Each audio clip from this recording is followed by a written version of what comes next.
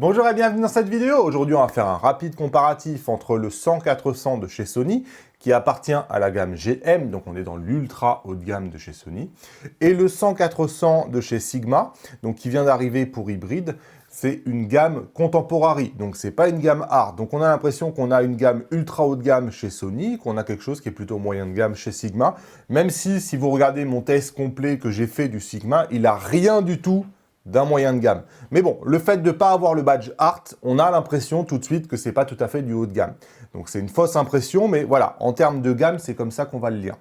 Donc en termes de volume, d'encombrement, comme vous pouvez voir, on a un Sigma qui va être un peu moins encombrant que le 100-400 de chez Sony.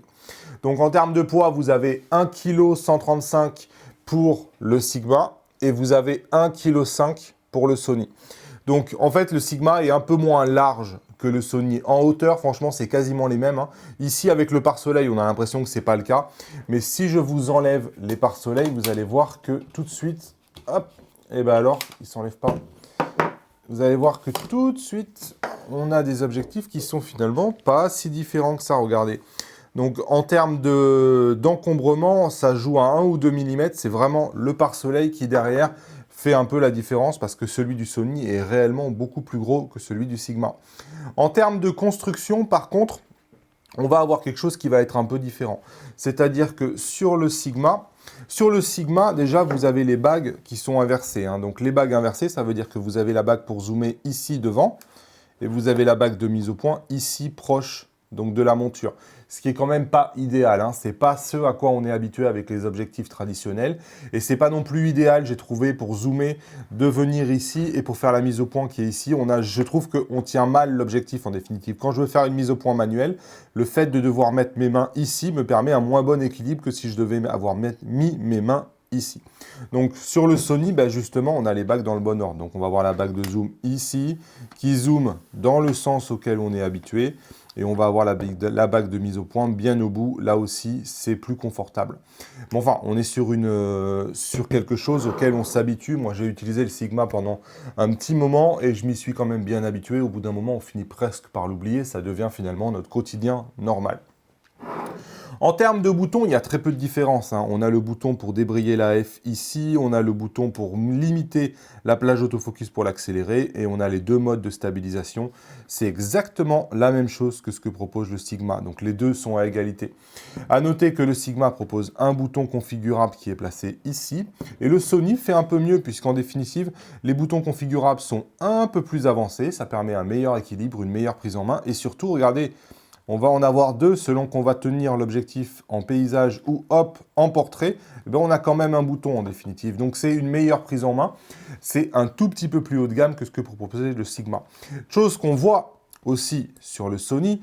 Et il faut faire aussi attention quand je dis que dans le poids, on a environ 370 grammes de différence entre les deux.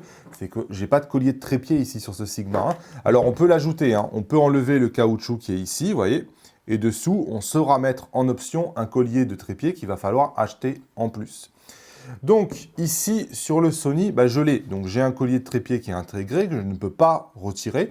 Je peux juste retirer ce pied-là, donc qui lui, hop, vous voyez, il est glissé ici et j'ai un bouton qui va me permettre, si j'en ai envie, de le retirer. Mais voilà, on va dire que ici j'ai un collier qui est quand même en métal. J'ai l'impression que celui que va faire Sigma a l'air plutôt en plastique, mais je ne l'ai pas vu, donc j'en suis pas sûr à 100%. En termes de filtre à l'avant, on a un filtre de 67 sur le Sigma et on va avoir un filtre de 77 sur le Sony.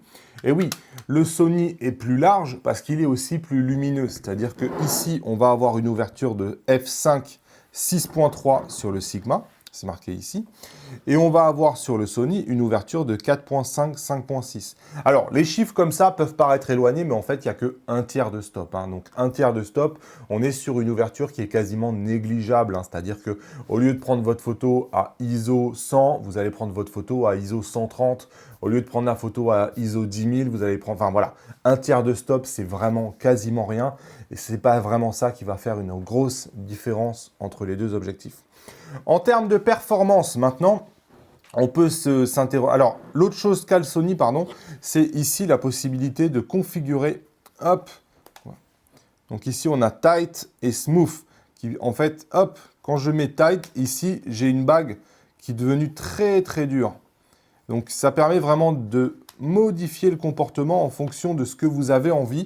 Donc tout ça pour dire que la conception du Sony est un peu plus haut de gamme que la conception du Sigma, avec des détails qui peuvent faire la différence pour des professionnels ou des gens qui sont extrêmement exigeants.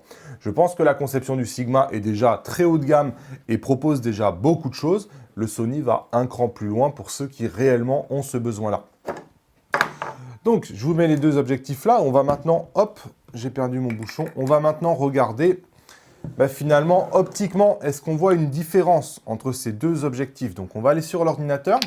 Donc, on va surtout regarder des mires à l'ordinateur. Et en fait, on va s'apercevoir que ce Sigma, il tient la dragée haute quasiment à toutes les focales avec le 100-400 de chez Sony. Et en définitive, le seul endroit où le Sony est un tout petit peu meilleur, c'est à 400 mm. Donc, si on regarde la mire à 100 mm à pleine ouverture et que vous regardez les deux, vous allez vous apercevoir que, hop, s'il veut bien zoomer, que le Sigma, donc le Sigma est à droite. Hein, vous avez un code couleur ici en vert, hop, donc le Sigma est toujours en vert et le Sony est toujours en rouge. Hein. Donc, je vous mets le Sigma à gauche, pardon, et le Sony à droite. On va y arriver, le Sigma est à gauche. Et en fait, on va se rendre compte qu'à pleine ouverture, je suis désolé, mais le Sigma gagne assez largement. Hein. Et le Sigma se paye en plus le luxe d'être très homogène, ce qui n'est pas forcément le cas du Sony. On voit une vraie différence entre les bords. Et regardez ici sur les côtés, on voit une nette différence en faveur du Sigma qui réellement est meilleur. Au centre, le Sigma est meilleur, mais bon, le Sony se défend quand même pas trop mal. Il n'y a pas une différence qui est énorme entre les deux. Mais c'est surtout sur les bords qu'on voit une vraie différence entre ce que peut proposer le Sigma et ce que peut proposer le Sony. Alors, je ne vais pas en faire toutes les ouvertures, sinon on est là pour une demi-heure.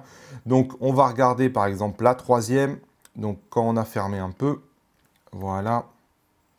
Donc ici, on est à f8, donc censé théoriquement être la meilleure ouverture d'à peu près tous les objectifs. Donc ici, si je regarde vers le centre, je m'aperçois, je trouve que le Sigma est toujours un poil meilleur. Alors là, c'est vraiment un poil de cul, hein. C'est extrêmement fin. La qualité du Sony, elle n'est plus à démontrer, elle est très bonne. C'est juste que c'est même étonnant en fait de voir le Sigma arriver à faire quasiment mieux que le Sony. Et c'est le cas encore sur les bords. Hein. Quand vous regardez l'homogénéité ici des fleuils, ouais, c'est étonnant, c'est vraiment étonnant. Moi, c'est la première claque que j'ai pris quand j'ai testé cet objectif de chez Sigma. Comme vous pouvez voir ici, sur les différents endroits que je vous zoome à 100%, le Sigma se défend toujours très très bien. Donc, on peut maintenant regarder une autre focale, du coup. On va regarder par exemple 300 mm. Allez, donc je ne vous fais pas toutes les focales parce qu'on va voir exactement la même chose à 100, à 135 et à 200. Le Sigma est toujours un poil devant de la pleine ouverture jusqu'à f16. On va maintenant regarder à 300 mm parce que c'est quand on est quand même vers les 300-400 mm qu'on attend le plus de qualité parce que c'est généralement quand on a ce genre de zoom, c'est surtout les focales qu'on va utiliser. Et donc ici, si je regarde à pleine ouverture, alors les pleines ouvertures ne sont pas identiques entre les deux, hop, mais quand on regarde à pleine ouverture, donc ici vous avez le Sigma à gauche, on est à 300 mm, f6.3. Le Sony à droite, on est à 5.6. Je suis à pleine ouverture sur les deux objectifs.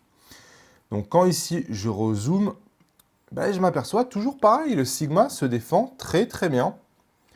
Vraiment très très bien. Et on va regarder ici dans les bords. Et le Sigma est toujours meilleur sur les bords. Vous voyez ici. Bon, il est un tout petit peu surexposé, le Sony, mais bon, on voit bien que sur les feuilles qui ne sont pas surexposées... Donc, on va fermer de nouveau, on va fermer à f8 sur les deux objectifs, comme ça l'ouverture est identique. Et on va retrouver à peu près toujours et encore les mêmes choses. Donc ici, hop, on est sur des choses qui sont semblables, mais regardez le Sigma ici, il se défend très très très bien.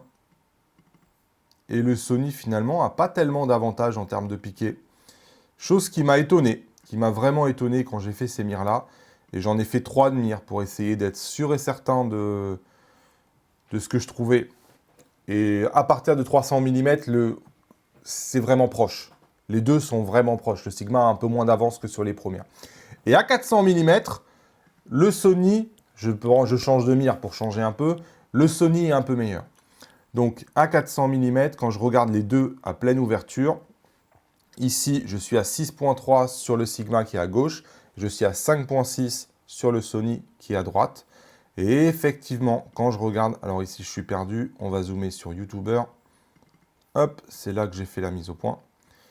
Et quand je regarde le YouTuber à gauche de chez Sigma et le YouTuber à droite de chez Sony, le Sony a un tout petit peu plus de détails. Je ne suis même pas sûr que vous allez le voir sur YouTube. Je vais zoomer à 200%. J'espère que là, vous allez vous en rendre compte. Mais on a ici un espèce de grain, en fait, à l'intérieur de cette couverture qui est intéressant. Et justement, je trouve que le grain est un tout petit peu plus fin sur le Sony qu'il ne peut être sur le Sigma. Enfin, pour vous le montrer et arriver à vous le faire sentir, je suis obligé de zoomer à 200%. Hein. Là, sur les secrets, on le voit un peu plus quand même. Et le Sony est un peu plus précis là, sur la droite. Et c'est une scène que j'ai fait 3 fois avec des mises au point manuelles pour essayer vraiment d'être sûr et certain que je ne sais pas juste une histoire de profondeur de champ. Donc ici, après, on peut fermer un peu plus. Évidemment, on va fermer A f8 sur les deux objectifs. Hop, et on va se rendre compte, toujours un peu pareil, que, hop, donc toujours sur le YouTuber, et on va garder à peu près le même écart. Hein. C'est-à-dire que le Sigma n'est pas mauvais, mais il faut reconnaître qu'à 400 mm, le Sony, lui, est supérieur, même si il faut zoomer quand même dans l'image pour réellement s'en rendre compte. Hein. Pour peu que ici, je suis sur un A7R4, je ne l'ai pas dit, mais pour peu que je vous le mette ici, par exemple, avec un zoom de 50%, c'est quasiment impossible de le voir. Hein. C'est-à-dire que si vous êtes sur un A7 III, si vous êtes même sur un A7R 3, vous allez avoir du mal à voir la différence. C'est vrai qu'ici, sur un A7R 4, je vois une différence entre le 400 mm de chez Sony et le 400 mm de chez Sigma, mais elle est quand même assez tenue et moi, je pensais que la différence serait largement plus importante que ça. Donc, en résumé sur ces objectifs, en termes de qualité optique, le Sigma de 100 à 300 est globalement un poil meilleur que le Sony, il est surtout beaucoup plus homogène. Le Sony est meilleur à 400 mm, il a un peu plus de définition, on le voit surtout sur un A7R4. Malgré tout, en termes de prix, entre ces deux objectifs, il y en a un qui est disponible à 1000 € et l'autre qu'on trouve souvent plutôt aux alentours de 2500 €. Donc il y a une vraie différence. Est-ce que le Sony justifie de payer plus de 2 fois le prix du Sigma? Probablement pas. Probablement que si vous êtes un professionnel, ça va être un argument parce que le Sony, il a un autre argument, c'est qu'aujourd'hui, vous pouvez lui mettre des téléconvertisseurs de 1.4 et de 2 fois, ce qui vous permet d'augmenter la portée. Et en plus, comme vous avez une ouverture qui est un tiers de stop meilleure, vous allez avoir une meilleure ouverture aussi avec les téléconvertisseurs, donc une qualité d'image qui va être moins dégradée par les ISO. Donc, quelque part, le Sony va à peu près toujours obtenir un tout petit peu plus des meilleures images que le Sigma. Mais attention, il coûte plus du double que le Sigma, et c'est quelque chose qui, sur le papier, pour le grand public, va probablement être difficile à justifier, d'autant plus qu'en plus, le Sigma se paye le luxe d'être un tout petit peu plus petit, ce qui, quand on est dans le sac, est toujours appréciable. En termes d'autofocus, j'ai été absolument incapable de distinguer les deux objectifs. Les deux objectifs sont quasiment irréprochables. Il y a très peu de mise au point loupée. La mise au point loupée, elle arrive même sur un 1.9 quand vous avez un sujet qui bouge extrêmement vite. Enfin, on a à peu près le même taux de loupé avec les deux. Donc le Sony est évidemment monture native puisque c'est un Sony, mais le Sigma est aussi bon qu'une monture native. Donc j'ai pu utiliser le tracking, j'ai pu utiliser la détection des yeux, aussi bien sur des animaux que sur des humains. Tout ça marche de manière identique sur les deux objectifs. Donc, voilà ce que j'avais à vous dire en termes de comparatif de ces 200-400. C'est impossible de se tromper. Le Sony me semble un poil plus axé haut de gamme de par sa conception, de par son ouverture, de par sa compatibilité avec des téléconvertisseurs. Bref, tout est un tout petit peu plus haut de gamme. C'est le cas aussi du pare-soleil qui va vous offrir une trappe si vous voulez par exemple régler le polarisant. Bref, le Sony, on voit que c'est quand même orienté ultra professionnel. Le Sigma, quant à lui, n'est pas en reste. Il est vraiment pas loin. Et je trouve que pour le grand public, pour la plupart des gens, ça sera probablement le choix malin puisque c'est vraiment un excellent rapport qualité-prix. Et pour les professionnels, vous avez le Sony qui, lui, ne fait absolument aucune conception et vous propose une conception la plus haut de gamme possible. Voilà ce que j'avais à vous dire sur ce comparatif de ces deux objectifs-là. J'espère que ça vous a aidé. Vous pouvez me lâcher les pouces levés vers le haut. Vous pouvez vous abonner à la chaîne en cliquant sur le bouton s'abonner. Et moi, je vous dis à bientôt dans une nouvelle vidéo. Salut!